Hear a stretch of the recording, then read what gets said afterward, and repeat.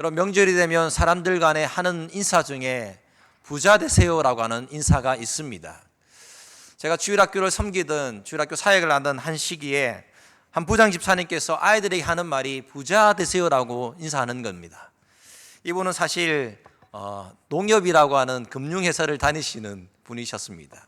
이 부자 되세요라고 하는 금융 광고를 하고 있는데 이분이 교회에 와서도 부자 되세요라고 하는 인사말을 아이들에게 하는 것입니다.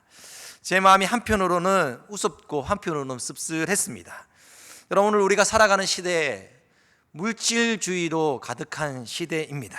극도의 물질주의 시대를 우리가 살아간다라고 할 수 있습니다.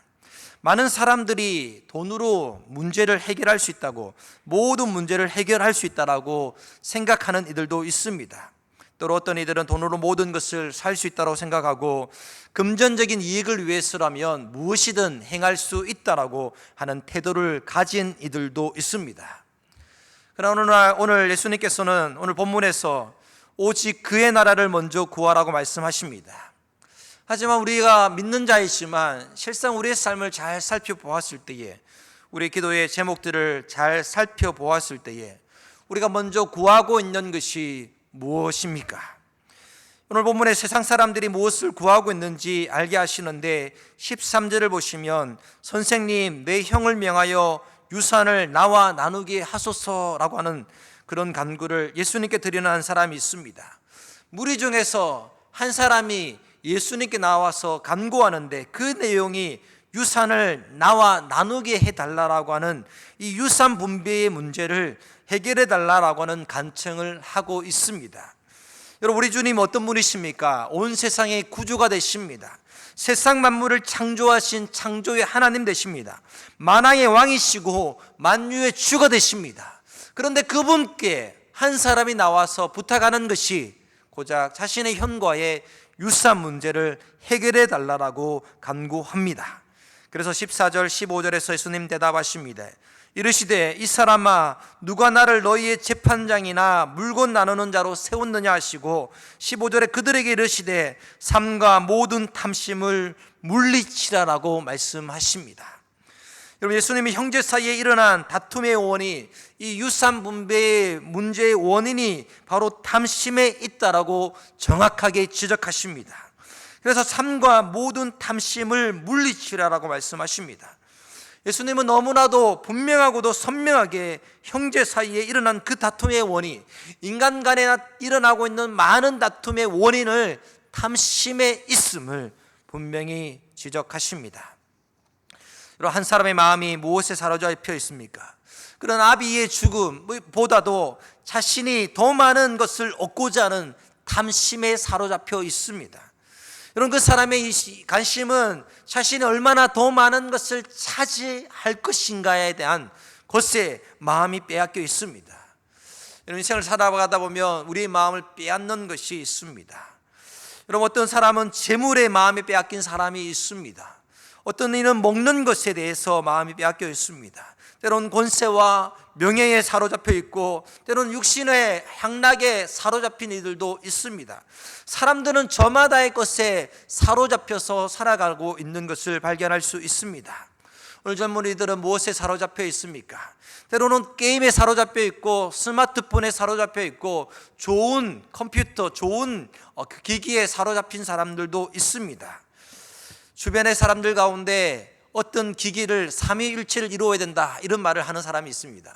무슨 말이냐면 아이패드도 있어야 되고 아이폰도 있어야 되고 아이폰 애플사에서 나오는 노트북도 있어야 된다고. 그래서 노트북과 아이폰과 아이패드를 가진 사람을 삼위일체를 이루었다, 이런 어떤 농담 비슷하게 하는 이야기를 들어본 적이 있습니다.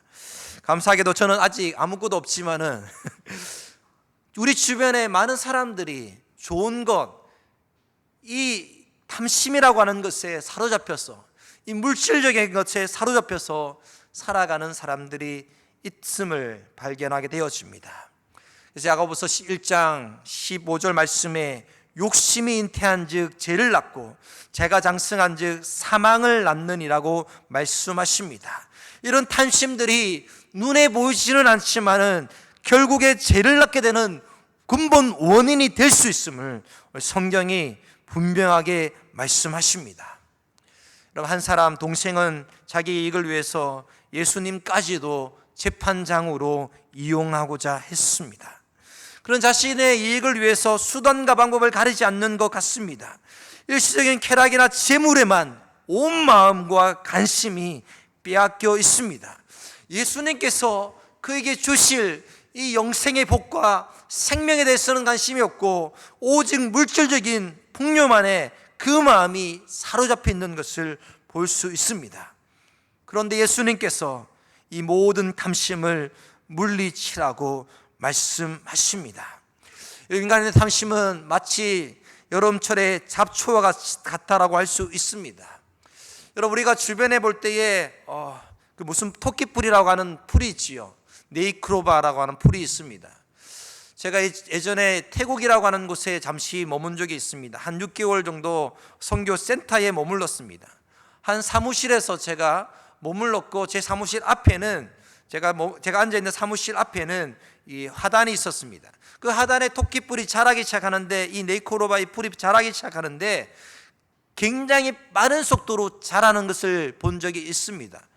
저는 이 시골 출신이지만 시골에서 자라지 않았기 때문에 제가 시골에 대해서 이 농사하는 것에 대해서 이런 것에 대해서 잘 모르지만, 이 토끼뿔이 성장 번식률이 엄청난데 굉장히 뿌리가 이렇게 연결되어 있고, 한번 이것이 자라기 시작하면 이 주변에 있는 잔디를 완전히 전멸시키다시피 자라는 것을 본 적이 있습니다.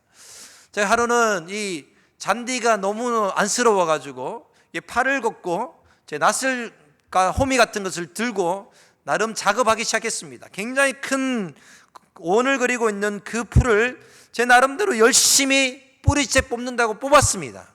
그런데 일주일 있으니까 어떻게 되었을까요? 원위치 되었습니다. 여러분, 이처럼 잡초도 여름철 잡초를 뽑기가 쉽지가 않습니다. 너무너무 깊이 뿌리 박혀 있기 때문에 그것을 뽑아내는 것이 쉽지 않습니다. 인간의 마음에 있는 이 탐심이라고 하는 것도 마치 여름철의 잡초와 같다라고 말씀드리겠습니다.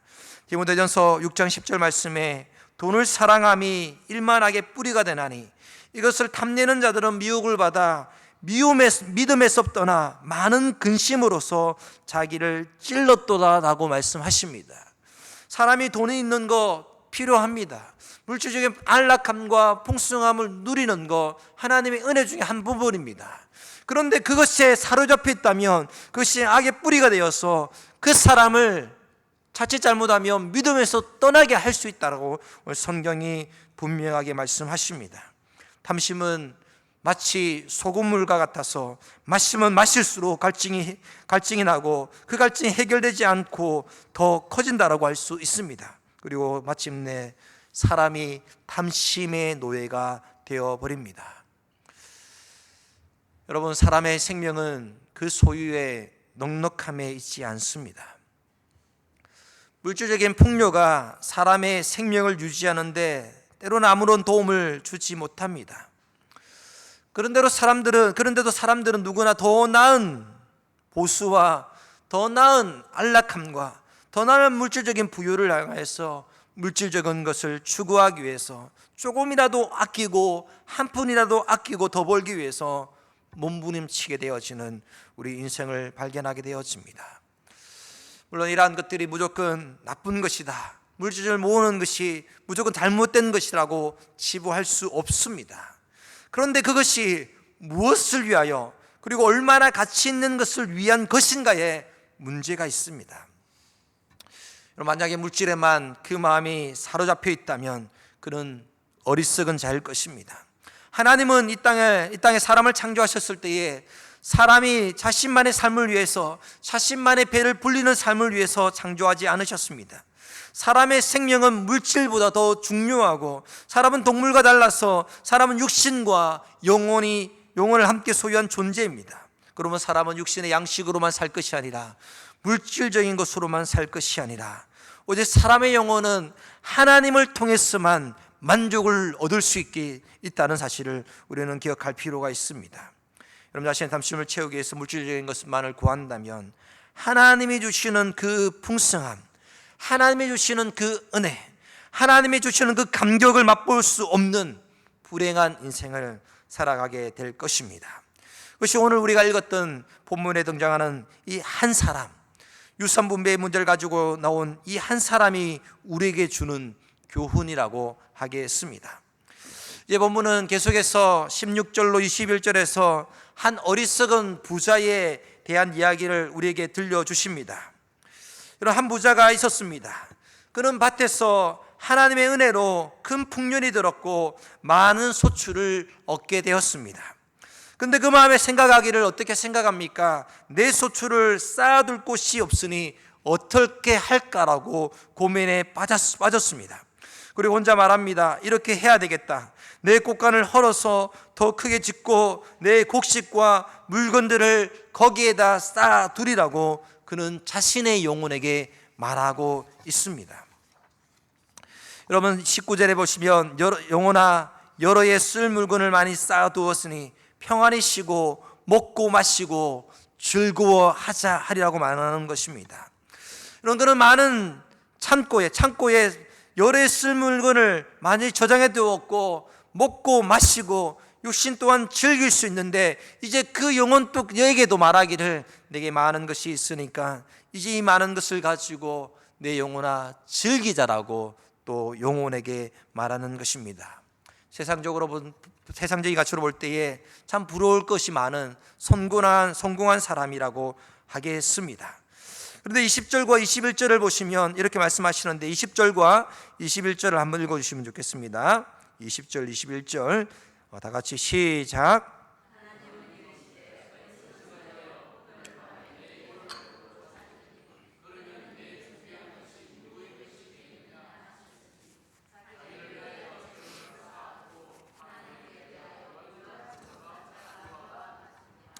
20절에서 말씀하십니다. 예수님은 그 사람을 향하여서 어리석은 자여 라고 말씀하십니다. 여러분 그렇다면 이 한 부자, 이 부자가 어떤 점에서 어리석은 것입니까? 첫 번째 사람은 올바른 물질관을 갖지 못했다라고 하는 사실에서 어리석다고 할 수 있습니다. 여러분 그는 하나님을 모르고 자신만을 위해서 부를 축적했습니다. 자신의 배만을 채우기 위해서 부를 축적하고 있습니다. 그는 하나님의 은혜로 하나님의 때를 따라 적절한 태양과 비를 주시고 그로 말미암아 많은 소출을 얻게 되었는데 그러나 그는 이웃도 잊어버리고 하나님도 잊어버리고 오직 자신의 육신을 즐기기 위해서 부를 축적했던 점에서 어리석은 자라고 할 수 있습니다. 여러분 그의 말의 표현에 나라고 하는 표현이 굉장히 많이 등장합니다. 원문을 살펴보시면 나라고 하는 표현이 무려 12번이나 등장하고 있습니다. 사용되고 있습니다. 그는 철저히 자기 위주로 나 위주로만 생각하는 아주 이기적인 삶을 살았습니다. 그러기에 이기심기 때문에 그는 돈의 노예, 물질의 노예가 되어버렸습니다. 내 모든 곡간과 물질이 아니라 곡간의 노예가 되었고 자신의 곡식과 물질의 노예가 되어버렸습니다. 여러분 이 사람이 이 한 부자가 이런 점에서 어리석다 하겠습니다. 여러분 그런데 문제는 오늘 우리가 살아가는 우리 주변의 많은 사람들이 이런 어리석은 부자의 마음, 물질관을 가지고 있다는 사실입니다. 여러분 사람들이 이런 세속적인 가치관에 사로잡혀 있습니다. 본문의 부자는 하나님 앞에서 올바른 물질관을 가지지 못하고 하나님 앞에서 마치 자신에게 소유한 모든 것이 자기 것인 양 떵떵거리고 자랑하는 것입니다.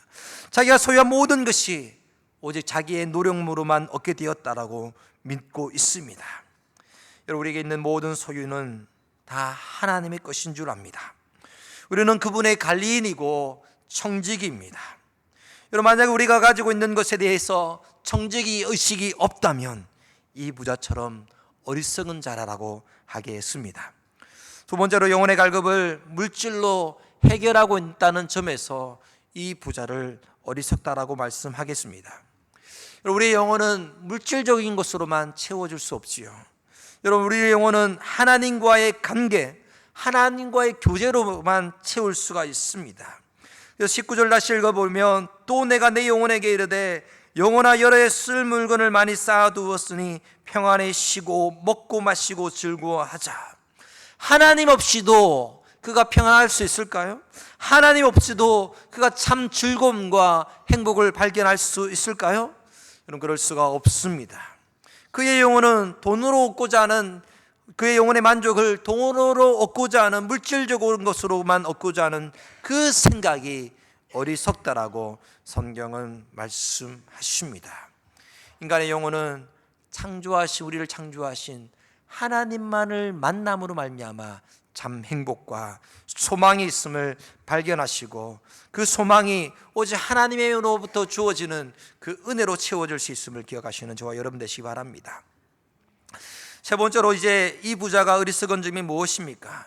그가 자기의 영원한 생명을 위해서 미래를 예비하지 않았다라고 하는 점에서 그는 어리석다라고 하겠습니다. 여러분, 이 부자는 자신의 육신의 삶을 위해서 잘 준비했습니다. 많은 곡식을 예비했고, 그 곡식을 쌓아둘 창고를 어떻게 지어야지도 고민하고 있습니다. 그러나 그는 안개 같은 육신의 생명이 끝나고 영원한 영적인 생명을 위해서 전혀 준비가 없는 삶을 살고 있습니다. 그는 열애 동안 연락에 잠길 줄 생각했던 바로 그날 밤에 하나님께서 내 영혼을 도로 찾으리라고 말씀하십니다. 실로 어리석고도 허무한 일이라고 하겠습니다. 그가 준비한 모든 재물이 자기의 것이 되지 못하고 네 것이 될 줄을 알지 못한다라고 20절에 말씀하십니다. 여러분, 이 세상에는 자기의 영원한 생명을 위해서 예비하지 않는 삶을 사는 사람들이 많은 것 같습니다. 예수님 이들을 향하여서 어리석은 자라고 말씀하시고, 오늘 밤에 내 영혼을 도로 찾으리니 그러면 내 준비한 것이 누구의 것이 되겠느냐라고 말씀하십니다. 열심히 살았고, 열심히 준비했고, 열심히 쌓아놓았지만 오히려 그것이 자기에게 유익되지 못한다는 사실입니다. 오늘 많은 사람들이 어리석은 부자와 같이 현재 자신의 육신의 산만을 위해서 전력 질주하는 것 같습니다. 영원한 것을 위해서 살아가지 못하고 영원한 미래를 준비하지도 않는 것입니다.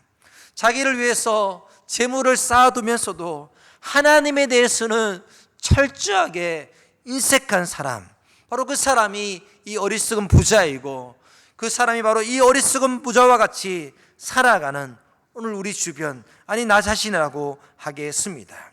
예수님께서는 탐심에 사로잡힌 한 사람과 또 자신의 재물을 쌓아두면서도 하나님께 대해 인색한 어리석은 부자의 이야기를 오늘 본문에서 들려주셨습니다. 여러분, 그런데 예수님께서는 제자들은 하나님을 믿는 성도들은 달라야 된다라고 말씀하십니다. 여러분, 한 사람과 유산을 분배를 구하는 한 사람과 또 어리석은 부자, 탐심에 사로잡힌 한 사람과 어리석은 부자, 그리고 예수 믿는 하나님의 자녀된 우리와 무엇이 달라야 되는 것입니까? 그것은 바로 예수님을 믿고 따르는 제자들은 먹고 마시는 것이 아니라 하나님을 의뢰하고 믿는 믿음 안에서 살아가야 된다는 사실입니다. 세상 사람들은 자신의 능력을 믿고 자신만을 의지하고 살아갔지만, 예수 그리스도 안에서 살아가는 우리들은 하나님이 주신 이 고귀한 믿음 안에서 믿음으로만 살아가야 되는 것입니다. 오직 의인은 믿음으로 말미암아 살리라고 말씀하셨습니다. 또한 우리는 하나님 나라의 백성된 자들입니다. 이 땅을 살아갔지만 하늘나라에 대한 소망을 가지고 살아가는 것입니다. 하나님의 백성들이 하나님께서 공급하시는 것에 만족할 수 있고, 하나님께서 공급하시는 것에 인하여서 감사할 수 있는 것은 세상에 소망을 두지 않고 하늘나라, 하나님 나라에 소망이 있기 때문인 것입니다. 우리는 세상의 상급에 우리 마음이 빼앗기는 것이 아니라 하늘 상급에 우리 마음이 있어야 되는 것입니다. 그래서 예수님 결론적으로 말씀하십니다. 31절입니다. 31절 다 같이 한번 읽어보겠습니다. 31절 한 번 더 시작.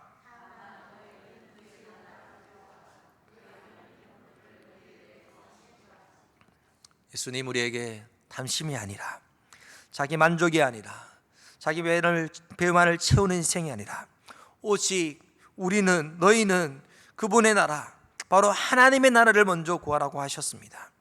예수님은 탐심과 자기 만족을 추구하는 길에서 돌이켜서 하나님을 향한 삶, 하나님을 추구하는 삶, 하나님께 나아가 그분의 나라가 이 땅 가운데 임하도록 하는 그 믿음의 삶을 살라라고 하십니다.